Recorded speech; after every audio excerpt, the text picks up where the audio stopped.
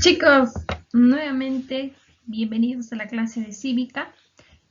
Para esta semana pues hablaremos sobre el tema de la ciudadanía.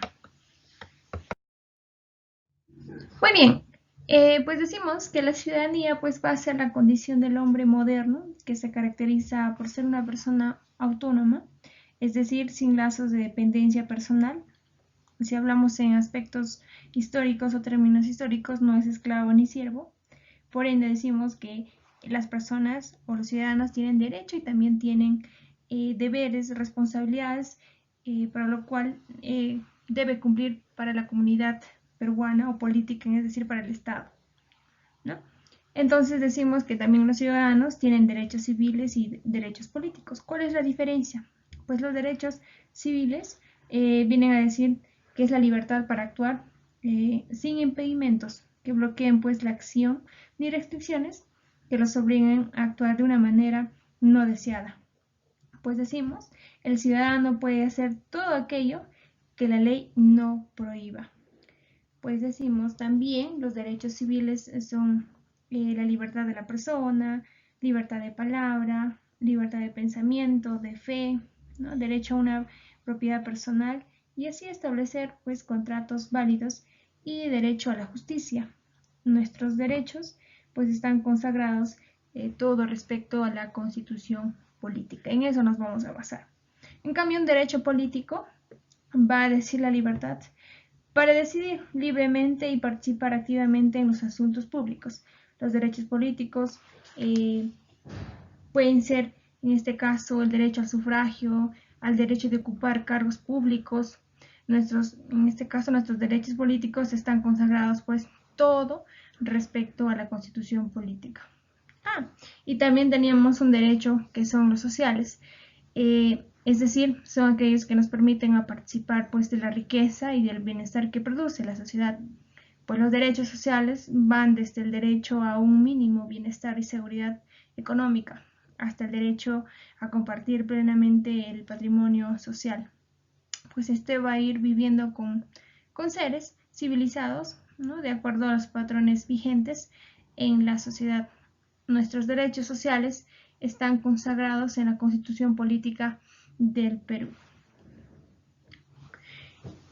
Muy bien, ¿cuáles son las formas, en este caso, para que la ciudadanía, eh, obviamente tienes que ser eh, peruano de nacimiento, haber cumplido los 18 años, que a partir de los 18 usted ya es mayor de edad, ¿ya?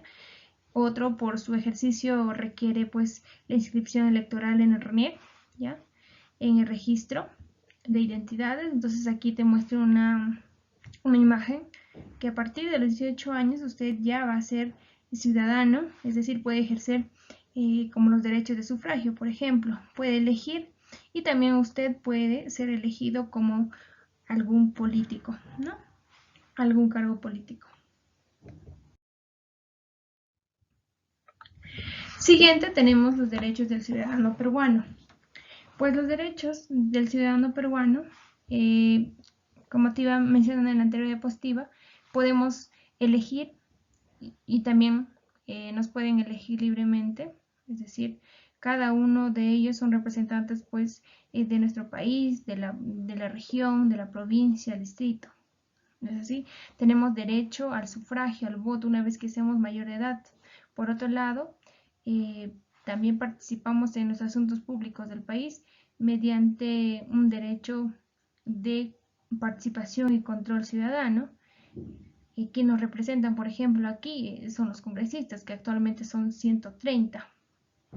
Ahora, la participación política se está aplicando a partir de 1993, que es la actual constitución política.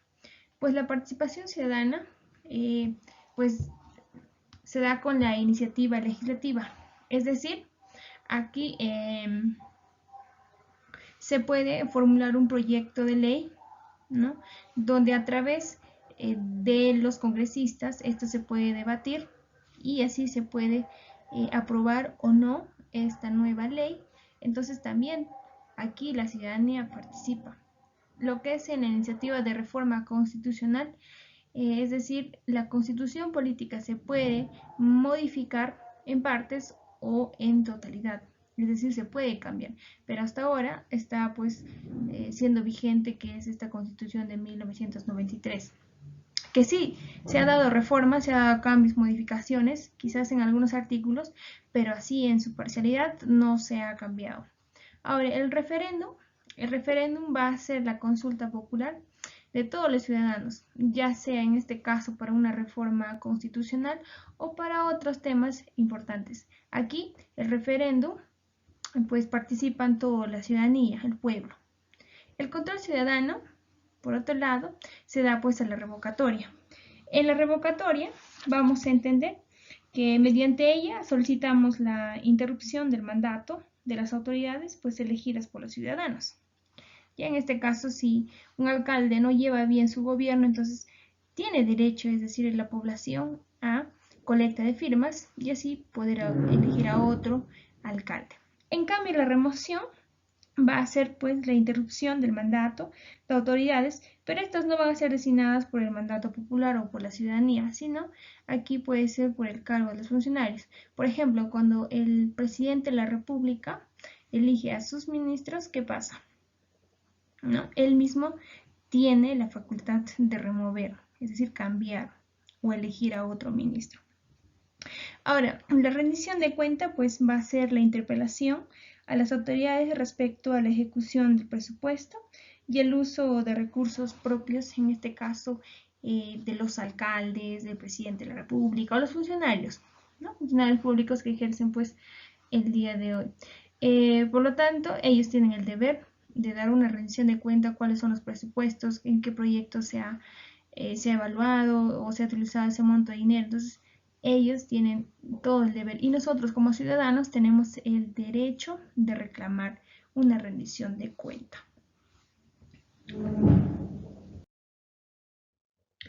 Muy bien, ¿cuáles son los deberes de los ciudadanos? En este caso tenemos el tributo o el tributar.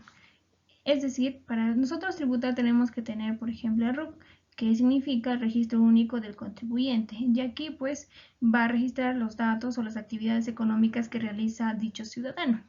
Por otro lado, también tenemos honrar a la patria, o es decir, querer a la patria.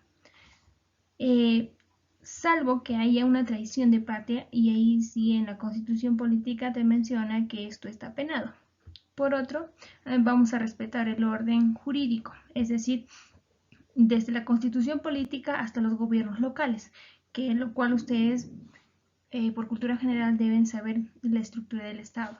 Pues por otro lado, uno de los deberes del ciudadano también es voto, el sufragio, ¿no? Donde nosotros elegimos a un representante, ya sea el presidente de la República, presidente del departamento o la región, los alcaldes provinciales y tales. Entonces justamente nosotros tenemos todo ese derecho. Otro, tenemos que defender los intereses de la nación, respetar el mandato constitucional. En la estructura del Estado, pues siempre, todo ello se va a basar en la constitución política, ¿no? Si elaboramos una, pues, en este caso, una pirámide de jerarquía, en primera instancia vamos a colocar a la constitución política. ¿En qué casos se da la suspensión de ciudadanía, en este caso a los peruanos? Mediante una resolución judicial, ¿no? De interacción, es decir, por actos delitos, ¿no? Que en este caso se menciona o se hace. Otro por resolución con pena privativa de la libertad, ¿ya? Y por sentencia pues con inhabilitación política, es decir, aquí se aplica para los funcionarios públicos. Ahora, ¿cómo son las formas de ejercicio ciudadano? Tenemos en forma individual y también en forma grupal. En la forma individual, pues en cada proceso de elección o control, pues el ciudadano ejerce su voto como medio individual de decisión, sea para elegir o aprobar una norma sometida, es decir, a la consulta popular. En el aspecto grupal o social, pues aquí tenemos las organizaciones sociales y las asociaciones políticas. En las organizaciones sociales, por ejemplo, participan proponiendo alternativas o denunciando excesos, en este caso, por ejemplo, para una revocatoria, ¿no? En las asociaciones políticas, estos son grupos legalmente constituidos que buscan pues el poder para asumir las decisiones. Por ejemplo, acá tenemos el partido político del APRA, ¿no? Tantos partidos políticos que hoy en día conocemos.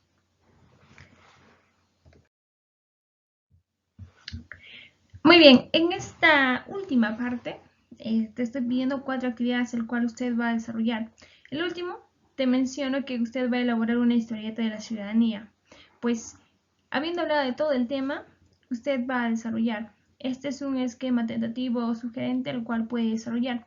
Como mínimo, le estoy pidiendo pues que tenga 8 escenas, ¿no? Aquí solamente hay 6. Usted va a aumentar como mínimo 2 más. Si desea, lo puedes hacer a más escenas. Bien, con esto sería pues la clase de ciudadanía.